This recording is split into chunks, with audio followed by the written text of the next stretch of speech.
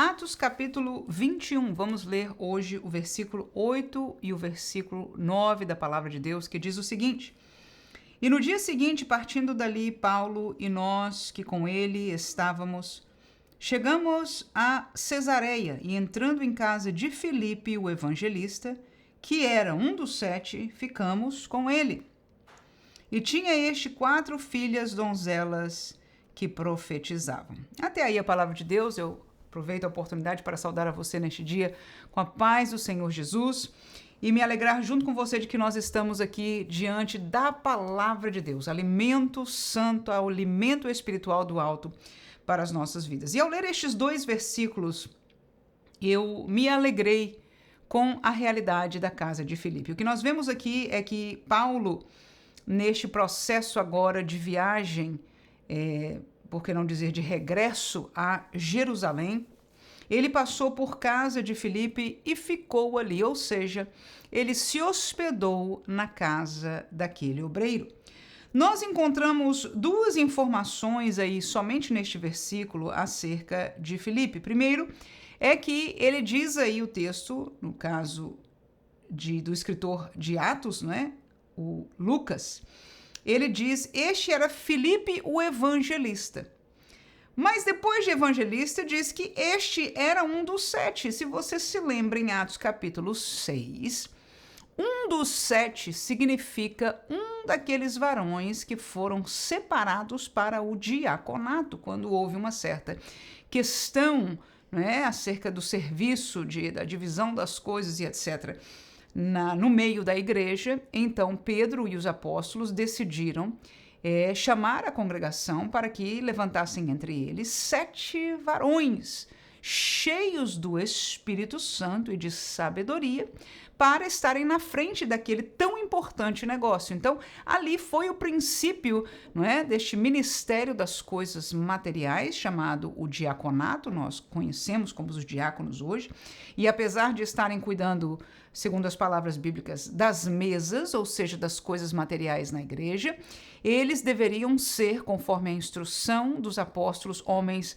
cheios do Espírito Santo. Ora, Filipe, então, era um destes 7, mas neste momento aqui, nós mencionamos ele em Atos capítulo 6, quando ele foi escolhido e consagrado ao diaconato, e agora em Atos capítulo 21, já depois de todo praticamente o tempo das missões de Paulo, né? Então, neste tempo, quando ele se hospedou ali na casa de Filipe, ele foi chamado de o evangelista. Nós não sabemos, pelo menos não por o conhecimento extraído da Bíblia diretamente, se ele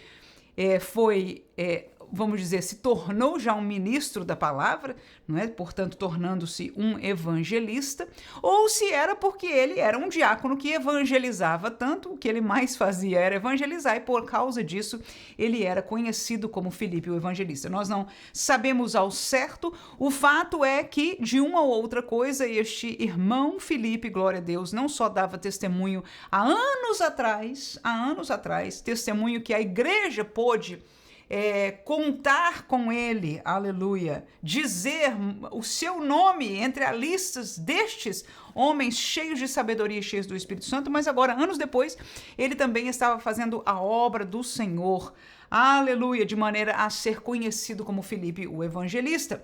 Mas a segunda coisa que eu encontro aí, e por isso eu intitulei este nosso pensamento hoje de evangelista na rua e em casa, é que este texto nos traz mais uma informação sobre a casa de Filipe. A casa de Filipe foi que ele, tendo 4 filhas donzelas, estas moças profetizavam.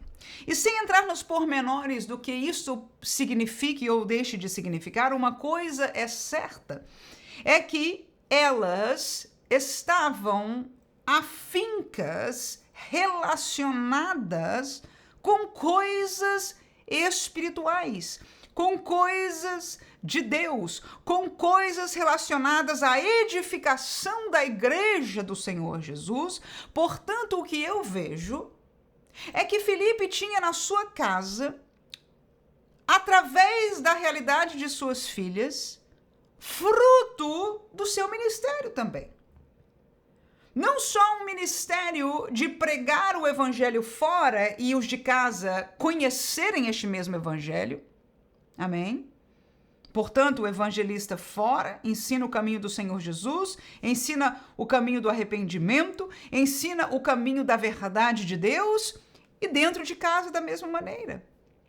Mas não só ele era um obreiro, alguém digno, como nós ouvimos já em Atos capítulo 6, tinha um bom testemunho da igreja fora de casa, mas seguramente ele tinha que ter um testemunho espiritual dentro da sua casa. Eu agora sou mãe. Tornei-me mãe, um pouco já adiantada em idade, mas pela graça do Senhor, ele me concedeu este privilégio de ser mãe. Eu tenho 2 crianças. Então eu tenho experimentado na pele, dentro de casa, a realidade de ser crente fora, ser professora da palavra de Deus fora, poder pregar em um púlpito, meu esposo também ser ministro da palavra, usando um púlpito diante de um grupo, o que quer que seja que o Senhor o conceda para usar, mas nós vivermos a realidade dentro do nosso lar, instruindo as nossas crianças. Quero concordar com aqueles que possam questionar, dizer, irmã, nem sempre nós que criamos nossos filhos na presença do Senhor, a buscar as coisas de Deus, na casa de Deus, na verdade de Deus, nem todos, nem sempre significa que eles vão frutificar desta maneira. E eu vou concordar com você, eu digo isso inclusive à minha filha, que é a maiorzinha, eu digo, um dia vai chegar, você já fez algumas decisões para você agora, mas mais você vai crescendo, mais decisões você vai ter diante de você, e entre elas decisões espirituais. Mas o meu trabalho, aleluia, como sua mãe, é ensinar, é dar, passar para você quão valoroso, quão importante, quão especial é isso que Deus nos permitiu ter, eu e o seu pai. Este tesouro espiritual que nós temos, que nós vivemos, que nós amamos, que nós reconhecemos como o que há de mais precioso. Agora, o interessante de nós entendermos é que quando nós trazemos estas palavras, como as que eu estou falando com você, estas palavras que eu estou repetindo para você, tem mais ou menos 2 dias eu falei com a minha filha. Criança é curiosa, criança pergunta, né? Então nós temos, pela graça de Deus, várias oportunidades de compartilhar coisas como essa. Mas há 2 dias atrás eu usei palavras exatamente como essa que eu estou te dizendo. Aleluia. As lágrimas desciam dos meus olhos, glória a Deus, e não são de emoções simplórias, não, mas de uma verdade espiritual que eu vivo. Aleluia. Eu vivo as demandas do pai dela são um reflexo daquilo que ele, na sua vida cristã, vive com Deus, e às vezes é uma pequena diferenciação, não há problema, não há problema, não há problema. E as crianças vão assistindo tudo isso porque elas assistem não só as nossas palavras, as nossas demandas, as nossas correções, mas assistem também as nossas ações. Amém? Quando nós estamos em um problema em casa, qual é a nossa reação? Quando há uma diferença de opiniões, qual é a nossa reação? Quando há uma enfermidade na casa, o que é que nós fazemos? Glória a Deus, aleluia.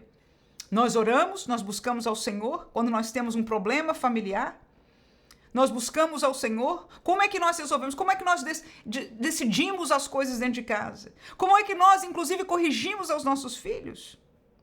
Então, todo este fruto da nossa vida com Deus, as quais eu vou deixar, por exemplo, as minhas correções aos meus filhos sempre têm cunho bíblico. Eu falo da situação que ele fez e às vezes eu não vejo uma resposta e eu digo, mamãe está fazendo isso por quê, meu filho? Porque a Bíblia diz assim. Então, eu traduzo aquela palavra para a realidade dele, e é uma das coisas mais gratificantes que eu vi na minha vida. Foi ver meu filho, homenzinho, pequenininho, mas homem, né? Ali fechado, não dando o braço a torcer, numa situação de castigo. Mas quando eu falei a palavra de Deus, e eu disse, a mamãe te pergunta isso, porque é o caminho de Deus, aleluia. O caminho de Deus manda a pessoa confessar, a pessoa tem que entender que fez errado e confessou. E quando ele ouviu a palavra de Deus, ali ele desfez, aleluia. desta nossa, não só dele, mas nossa, não é? Humanidade, força de sermos, não é? Alguma coisa, ele se rendeu à palavra de Deus e foi uma experiência extremamente gratificante. Poderia contar para você muitas outras. O que eu posso fazer não vai garantir a escolha dos meus filhos no futuro. Isso eu sei. No entanto, a palavra de Deus me manda plantar, aleluia, semear, viver e deixar este exemplo na vida deles, sabendo que vai frutificar com certeza na vida deles também. Não só eu cumprir a minha parte, mas entendendo que vai ser fruto para a vida deles. E tem uma coisa, nós temos esta consciência, que este é o tempo que o coração deles está mais maleável, mais aberto, mais pronto para ser moldado, não é? Nas coisas de Deus. Então, se você, por acaso, é pai ou mãe de uma criança pequena, não pense, é pequenininho demais, não precisa aprender das coisas espirituais. Não é assim, pelo contrário. É a hora mesmo que nós devemos deixar esta marca. E se você está fraco na fé, está caminhando na vida com Deus, mas com alguma dificuldade, com peso, por causa dos problemas, etc., tome força em nome de Jesus, pelos seus filhos. Pelos seus filhos. Pela sua vida, eu sei que a gente precisa. A gente não quer viver numa vida secura, mas faça também pelos seus filhos. Aleluia, aleluia. Para quê? Para semear neste tempo do fim, irmãos. As coisas não estarão melhores agora, vão estar cada vez mais apertadas, porque está terminando o tempo. Não só nós precisamos nos preparar para a vinda de Jesus, mas temos a nossa família, né? E se nós somos evangelistas fora, se nós falamos e queremos ser crentes de exemplo fora, muito mais, nós temos que ser dentro do nosso lar. E eu termino aonde começamos aqui, com o exemplo dessa família linda de Filipe, não é? Que Paulo, ao visitar, ao passar talvez uma noite, não sei se uma noite, ou mais ali naquela casa, ele pôde ver nas suas filhas o fruto de um servo de Deus, que é evangelista fora de casa, é reconhecido pela igreja, mas dentro da sua casa traz frutos. Claro que é Deus quem dá, é Jesus quem dá os dons, né? O Espírito Santo é quem dá os dons. Mas as crianças procuram dons, pedem dons, aleluia, aleluia, quando conhecem sobre o dom, quando vivem a realidade de uma casa que se ouve as línguas estranhas, a realidade do batismo no Espírito Santo, a realidade dos dons para a igreja. Quando nós aprendemos sobre alguma coisa, nós podemos pedir alguma coisa e receber alguma coisa. Quantos podem dizer amém? Nesta fé, nesta confiança e nesta fortaleza para que nós tenhamos vigor, aleluia. E talvez um consolo para alguém que na sua igreja local, talvez as coisas mudaram tanto que a gente já não veja determinadas coisas acontecendo. Não veja determinados frutos espirituais na igreja. Que Deus nos ajude a viver isso, nós com Deus, e que o fruto da nossa vivência com Deus possa refletir na nossa casa também. E se alguém passar, se alguém almoçar ali, aleluia, num culto que tenha, não sei se ainda tem culto, não é de família, ou culto na casa de alguém, mas o que tiver na nossa casa, esteja uma casa que seja um marco, aleluia, da presença deste Deus, desse Espírito Santo junto à nossa família. Que Deus ricamente abençoe a você, e você que tem dificuldades, problemas, que talvez aceitou Jesus depois que eles já são maiores, ou talvez semeou o que podia, mas hoje encontra grandes dificuldades, travamentos espirituais na vida de seus filhos. Eu sinto, e a única coisa que eu posso dizer a você é que nós possamos voltar aos pés e continuar clamando. Eu sei que alguns dos irmãos clamam, mas continuar clamando e testificando em nome de Jesus. Por palavras, por atitudes, mas sobremaneira na oração, esperando, não é, que os seus corações se abram para a voz do Senhor.